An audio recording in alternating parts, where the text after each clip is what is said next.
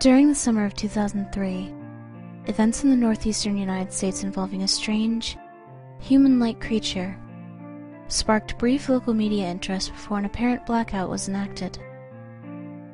Little or no information was left intact, as most online and written accounts of the creature were mysteriously destroyed. Primarily focused in rural New York State and once found in Idaho, self-proclaimed witnesses told stories of their encounters with creatures of unknown origin.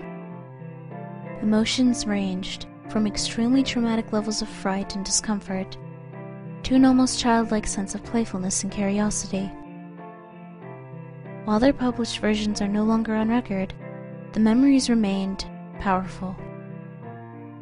Several of the involved parties began looking for answers that same year. In early 2006, the collaboration had accumulated nearly 24 documents dating between the 12th century and present day, spanning 4 continents. In almost all cases, the stories were identical. I've been in contact with a member of this group and was able to get some excerpts from their upcoming book. A Suicide Note, 1964. As I prepare to take my life, I feel it necessary to assuage any guilt or pain I have introduced through this act. It is not the fault of anyone other than him, for once I awoke and felt his presence, and once I awoke and saw his form. Once again I awoke and heard his voice and looked into his eyes. I cannot sleep without fear of what I might next awake to experience. I cannot ever wake. Goodbye. Found in the same wooden box were 2 empty envelopes addressed to William and Rose, and 1 loose, personal letter with no envelope. Dearest Linny, I have prayed for you. He spoke your name. A journal entry, translated from Spanish, from the year 1880.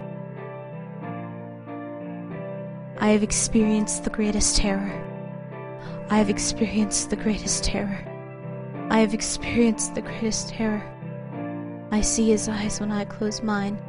They are hollow, black. They saw me and pierced me. His wet hand. I will not sleep. His voice. A mariner's log, year 1691. He came to me in my sleep. From the foot of my bed I felt a sensation. He took everything. We must return to England. We shall not return here again at the request of the Rake. From a witness, year 2006. 3 years ago I had just returned from a trip from Niagara Falls with my family for the 4th of July. We were all very exhausted after a long day of driving, so my husband and I put the kids to bed and called it a night. At about 4 a.m., I woke up thinking my husband had gotten up to use the restroom. I used the moment to steal back the sheets, only to wake him in the process. I apologized and told him I thought he got out of bed. When he turned to face me, he gasped and pulled his feet up from the end of the bed so quickly, his knee almost knocked me out of the bed. He then grabbed me and said nothing. After adjusting to the dark for half a second, I was able to see what caused the strange reaction. At the foot of the bed, sitting and facing away from us, there was what appeared to be a naked man or a large hairless dog of some sort. Its body position was disturbing and unnatural, as if it had been hit by a car or something. For some reason, I was not instantly frightened by it, but more concerned as to its condition. At this point, I was somewhat under the assumption that we were supposed to help him. My husband was peering over his arm and knee, tucked into the fetal position, occasionally glancing at me before returning to the creature.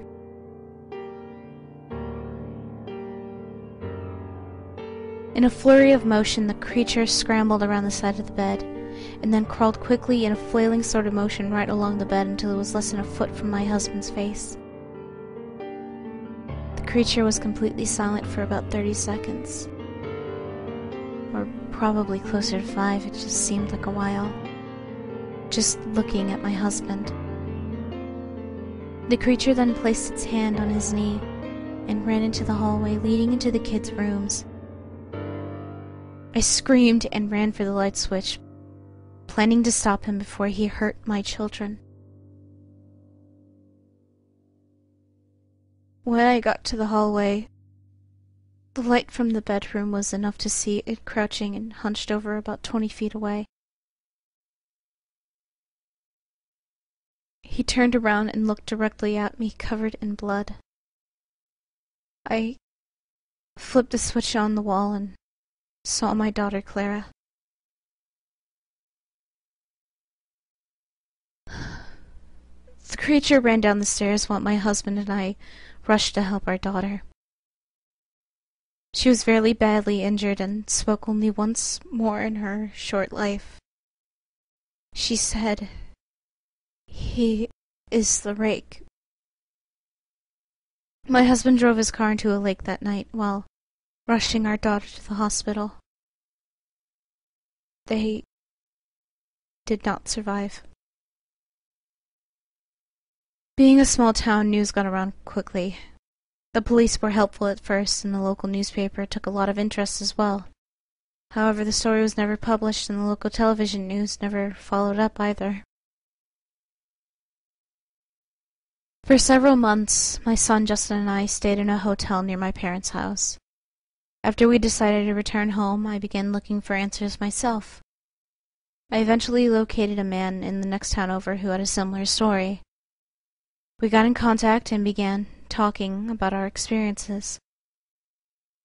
He knew of 2 other people in New York who had seen the creature we now refer to as the Rake.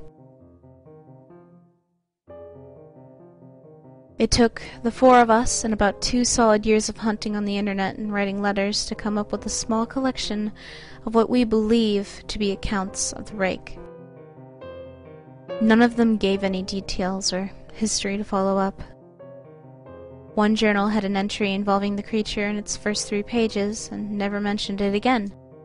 The ship's log explained nothing of the encounter, saying only they were told to leave by the Rake. That was the last entry in the log. There were, however, many instances where the creature's visit was one of a series of visits with the same person. Multiple people also mentioned being spoken to,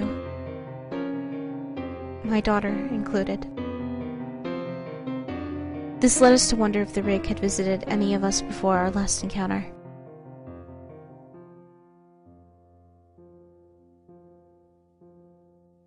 I set up a digital recorder near my bed and left it running all night, every night for 2 weeks. I would tediously scan through the sounds of me rolling around in my bed each day when I woke up. By the end of the 2nd week, I was quite used to the occasional sound of sleep while blurring through the recording at 8 times the normal speed. This still almost took an hour every day. On the first day of the 3rd week, I thought I heard something different. What I found was a shrill voice. It was the Rake. I can't listen to it long enough to even begin to transcribe it. I haven't let anyone listen to it yet. And all I know is I've heard it before, and I now believe that it spoke when it was sitting in front of my husband. I don't remember hearing anything at the time, but for some reason the voice on the recorder immediately brings me back to that moment. The thoughts that must have gone through my daughter's head make me very upset. I have not seen the Rake since he ruined my life, but I know that he has been in my room while I slept. I know and fear that one night I'll wake up to see him staring at me.